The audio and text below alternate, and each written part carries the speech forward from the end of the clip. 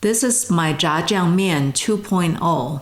Deeper sauce, better balance, and paired with fresh hand-pulled noodles. The difference between good and great Zhajiangmian, the sauce. Start with ground pork and cook until lightly browned. Same step as always, but wait for the sauce part. Add green onions, ginger, and garlic, just until fragrant.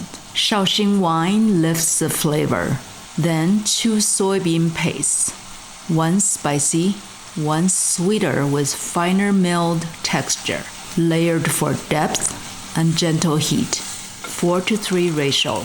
Shiitake soaking liquid builds savory backbone, and chopped shiitakes for texture and umami. Let it simmer until thick and glossy. I paired it with fresh hand-pulled noodles. They are simple, just flour, water, salt, but they take practice. I'm still not good at it. Cook until bouncy and just tender. Spoon sauce generously over the noodles. Crisp cucumber and green onions keep it balanced. Chili oil for heat, black vinegar for brightness. Toss until every strand is coated. Every time I make this, the sauce gets a little better. That's how real cooking works.